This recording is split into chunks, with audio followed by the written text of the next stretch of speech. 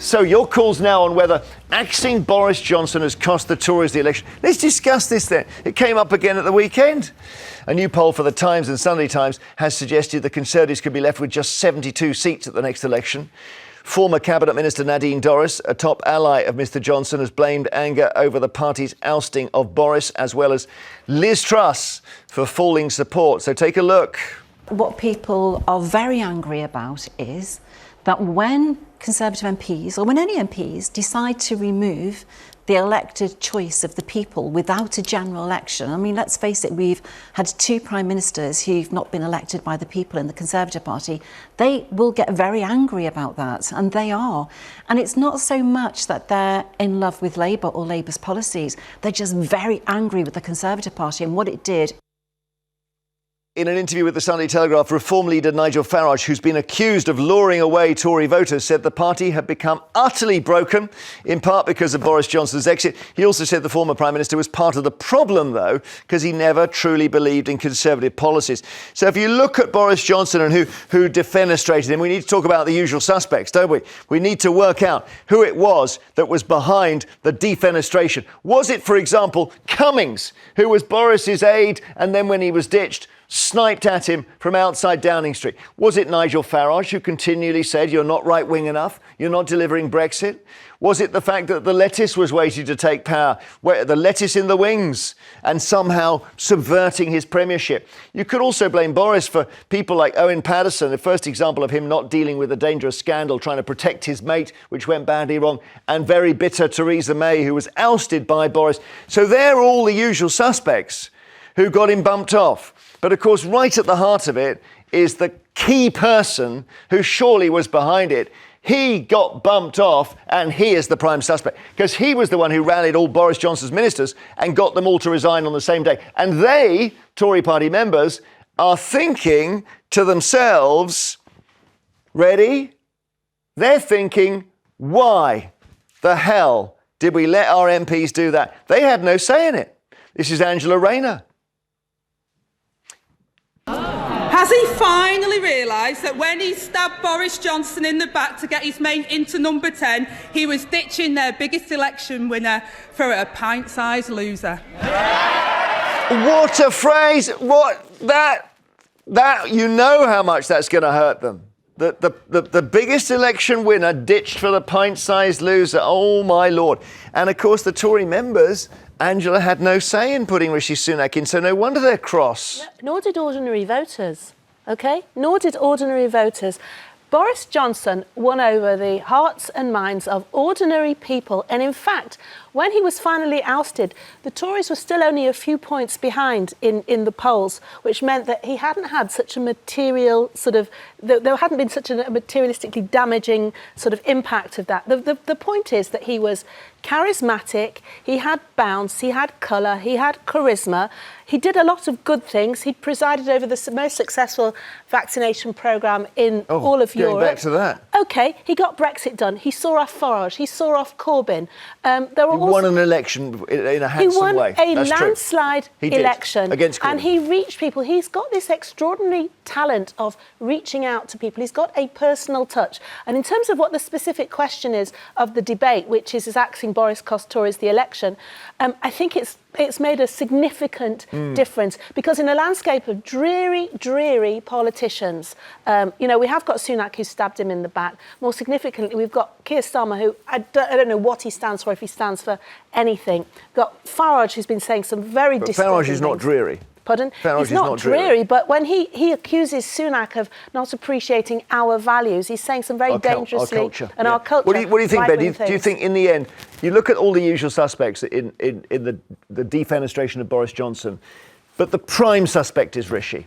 There's no question, is there? The prime suspect for me is Boris Johnson. It's not axing Boris Johnson that cost the Tories the election. He bumped himself off. It's Boris Johnson. Right. It's illegally proroguing Parliament. It's missing key COVID meetings because he was on holiday.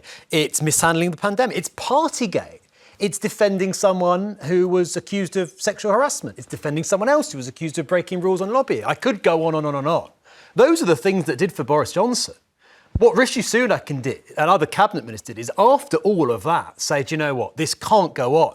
And they did so with the support of almost every single Tory MP who was of the view at the time, that enough was enough. And so too the British public. When he left office, his approval rating was -53. He was hugely unpopular. He was despised by some. And a vast majority of people in this country thought it was right that he was gone. Let's take a closer look at these poll results. So this is how the map looked after the 2019 general election. You can see the Conservatives, particularly so-called about 50 red wall seats, as they're called, which just tend to be Labour holds no matter what else is going on. They took them, OK? And this is the new Survation poll, which is a projection carried out by Best for Britain.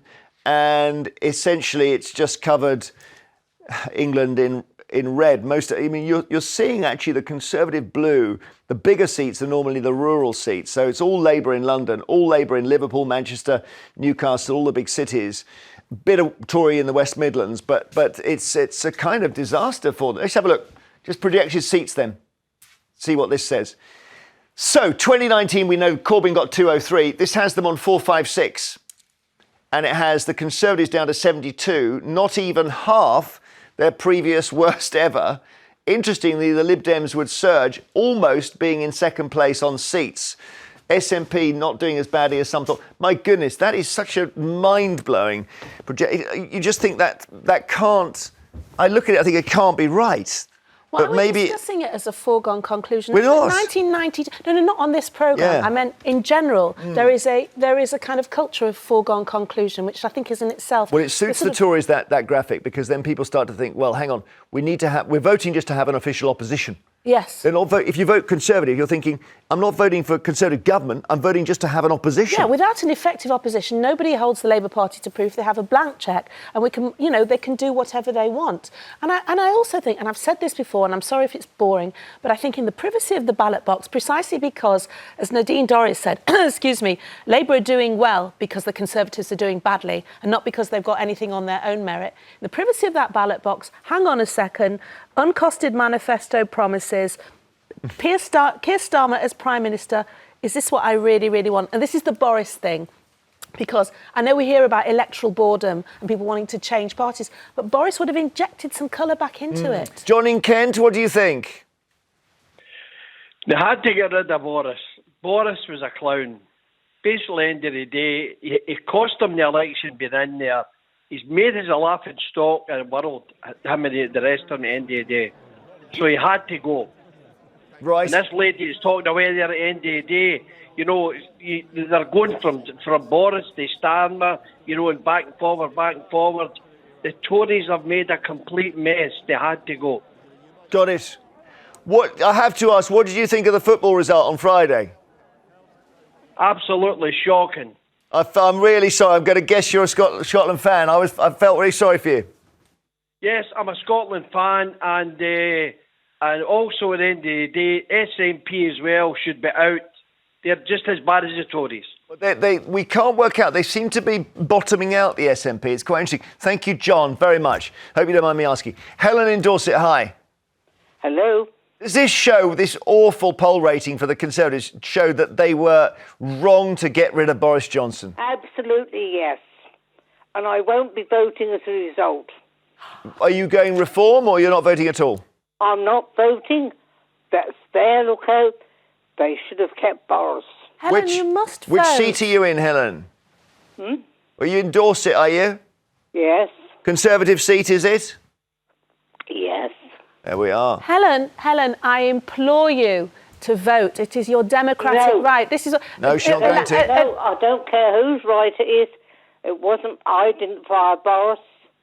Yeah, well, there we are. The problem is, Helen, with that philosophy, and I respect that you have the freedom to choose, is that if we all took that view and say that, we then have no accountability on ourselves, no personal responsibility for who governs this country. She doesn't like anyone. What do you think, Ben, of Helen not voting because they got rid of Boris? I think a lot of people forget everything that happened on his watch. There was a massive degrading of ethics and morality in politics on his watch. Trust in politics, we learnt last week, is at an all-time low. I think Boris Johnson is probably the number one cause of that. He tried to rip up the rules to serve himself. He was never fit to be Prime Minister. And you know what? Say what you want about Rishi Sunak and Keir Starmer. Are they a bit dull? Are they a bit boring? Do they lack charisma? Fine. I'd rather two men who took the job seriously than a clown who put himself before the country time and time again. How does Keir Starmer take the job seriously? Twice he said Jeremy Corbyn would make a great He's Prime got an Minister. answer to that, but I couldn't understand. Yeah, it doesn't make any sense. And actually, only I the knew other he was going to day- lose, but I wanted to support Yes, him. because he said it was yes, exactly. And then he said the Conservatives have produced a Jeremy Corbyn-like manifesto. If you want a greater snapshot of this flim-flam, chopping and changing personality who's so wooden and so bereft of any idea or any He has properly imagination. got rid of his left-wingers. Hang on, let's get another call. Paul in Greater Manchester, hi. Hiya, Jeremy. Do you think they've done themselves in, the Tories? Well, personally, if you just hear me out on this, Okay. in 2019, Boris wouldn't have done as well as he did do if Reform had stood in every seat. Because think about it, every year we have Plaid, we have Labour, we have the Lib Dems, we have the Greens, and we also have the SNP, all trying to go for the centre to left vote.